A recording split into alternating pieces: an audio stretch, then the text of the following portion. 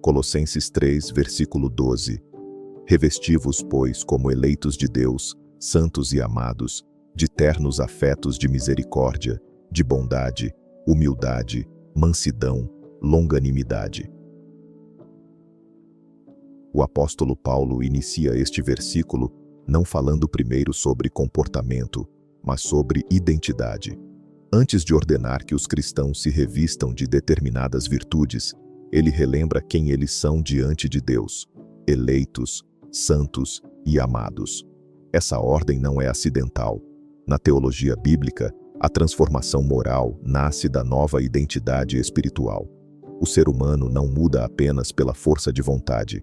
Ele muda porque foi alcançado pela graça divina. O Evangelho não começa exigindo perfeição externa, mas oferecendo reconciliação com Deus. As virtudes cristãs não são máscaras religiosas usadas para impressionar pessoas. Elas são frutos de uma vida transformada pela presença de Cristo. Muitos tentam parecer pacientes sem possuir paz interior. Outros tentam demonstrar bondade enquanto carregam orgulho e ressentimento no coração. Porém, Colossenses 3, 12 ensina que a verdadeira mudança começa quando o homem compreende quem ele é em Deus. O cristão vive de maneira santa, não para conquistar o amor divino, mas porque já foi amado. Vive em humildade, não para merecer aceitação, mas porque foi alcançado pela misericórdia celestial. Essa verdade produz segurança espiritual. Quem sabe que é amado por Deus não precisa viver competindo constantemente por reconhecimento humano. A expressão revesti-vos transmite a imagem de alguém colocando roupas sobre o corpo. Assim como ninguém se veste automaticamente pela manhã, as virtudes espirituais também exigem decisão consciente. Existe aqui uma importante responsabilidade humana. Embora a transformação venha de Deus, o cristão é chamado a cooperar com essa obra espiritual. O discípulo de Cristo precisa escolher diariamente abandonar atitudes carnais e vestir-se das características do reino de Deus. Isso revela que a maturidade espiritual não acontece por acidente. Ela exige vigilância, oração, arrependimento e disciplina interior. Há pessoas que frequentam ambientes religiosos durante anos, mas continuam dominadas pela ira, arrogância e falta de compaixão. O problema não está apenas no conhecimento bíblico, mas na ausência de aplicação prática da palavra. A fé genuína sempre produz mudança visível no caráter. A primeira virtude mencionada é a entranhável misericórdia. A expressão aponta para uma compaixão profunda, intensa e sincera. Na mentalidade bíblica, misericórdia não é simples pena emocional. É a disposição de sentir a dor do outro e agir com amor diante dela. O mundo frequentemente endurece o coração humano. As decepções, injustiças e traições podem transformar pessoas em indivíduos frios e indiferentes. Contudo, Cristo chama seus seguidores a desenvolverem sensibilidade espiritual. Jesus demonstrava compaixão pelos cansados, pelos doentes, pelos pecadores arrependidos e pelos marginalizados. O verdadeiro cristianismo não é apenas doutrina correta, é também coração quebrantado. Uma alma sem misericórdia torna-se perigosa espiritualmente.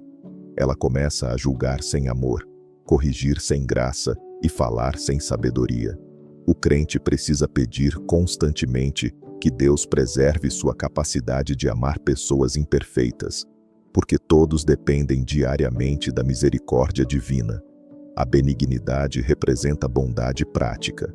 Não é apenas sentir boas intenções, é transformar amor em atitudes concretas. Vivemos numa época marcada pela agressividade verbal, impaciência e egoísmo. Pequenos conflitos geram grandes divisões. Pessoas ferem umas às outras com palavras impensadas, sarcasmo e dureza emocional.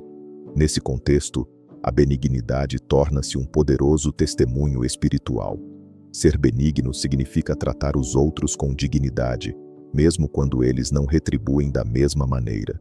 Significa escolher a gentileza quando seria mais fácil responder com dureza. Isso não é fraqueza, é maturidade espiritual. Cristo demonstrou benignidade até mesmo diante daqueles que o rejeitavam. Seu comportamento revelava o caráter do Pai. Muitas vezes, a maior evidência da presença de Deus numa vida não está em manifestações externas impressionantes, mas na forma como alguém trata pessoas comuns no cotidiano. A humildade ocupa lugar central na espiritualidade cristã. O orgulho foi a raiz da queda humana e continua sendo uma das maiores barreiras para o crescimento espiritual. O orgulhoso tem dificuldade em reconhecer erros, pedir perdão e aprender com outros. Ele vive defendendo sua própria imagem. A humildade bíblica não significa desprezar a si mesmo. Significa reconhecer corretamente quem somos diante de Deus. Toda capacidade humana é limitada. Toda sabedoria humana é incompleta. Toda força humana é passageira. Quando o homem entende isso, torna-se menos arrogante e mais dependente da graça divina. Pessoas humildes são ensináveis. Elas não precisam vencer todas as discussões. Não vivem tentando provar superioridade espiritual ou intelectual. Além disso, a humildade preserva relacionamentos. Muitos conflitos familiares, ministeriais e sociais nascem da incapacidade de alguém admitir falhas. Onde não existe humildade, dificilmente haverá paz duradoura. A mansidão é frequentemente confundida com fraqueza, mas na perspectiva bíblica, ela representa força controlada. Uma pessoa mansa não é alguém sem poder, mas alguém que aprendeu a dominar suas reações. Jesus foi manso, mas confrontou a hipocrisia religiosa quando necessário. Moisés foi chamado o homem mais manso da terra, embora tivesse liderado uma nação inteira em circunstâncias extremamente difíceis. A mansidão permite responder com sabedoria em vez de impulsividade. Vivemos numa cultura que valoriza explosões emocionais, respostas agressivas e reações instantâneas. Contudo, o Espírito de Deus produz equilíbrio interior. Nem toda provocação merece resposta. Nem toda crítica exige defesa imediata. A pessoa mansa compreende que perder o controle frequentemente destrói aquilo que anos de esforço construíram. Longanimidade significa paciência prolongada diante das falhas, dificuldades e provocações. Deus demonstra longanimidade para com a humanidade diariamente. Ele suporta nossas fraquezas, nossas quedas e nossa lentidão espiritual. Da mesma forma, os cristãos são chamados a desenvolver paciência nos relacionamentos. Pessoas imperfeitas ferirão umas às outras inevitavelmente. Famílias enfrentarão conflitos. Igrejas enfrentarão tensões. Amizades passarão por crises. Sem longanimidade, qualquer relacionamento se torna insustentável. A sociedade moderna valoriza rapidez imediata. As pessoas desistem facilmente umas das outras, cancelam relacionamentos ao primeiro desapontamento, rompem vínculos sem disposição para perdoar ou reconstruir, mas a maturidade espiritual aprende a suportar processos difíceis sem abandonar o amor. Longanimidade não significa tolerar abusos indefinidamente, mas significa desenvolver resistência emocional e espiritual diante das imperfeições humanas. Colossenses 3:12 revela que Deus está interessado não apenas em atos religiosos externos, mas na formação do caráter. O objetivo do Evangelho não é apenas preparar pessoas para a eternidade futura, mas transformá-las no presente. Uma vida revestida de misericórdia, benignidade, humildade, mansidão e longanimidade torna-se um testemunho poderoso num mundo marcado pela dureza e pelo egoísmo. As pessoas podem questionar doutrinas, mas dificilmente ignoram um caráter verdadeiramente transformado. Quando o Espírito de Deus governa o coração humano, até as atitudes mais simples carregam beleza espiritual. Colossenses 3:12 é um chamado à maturidade cristã. O apóstolo Paulo ensina que aqueles que pertencem a Cristo devem refletir o caráter do próprio Senhor.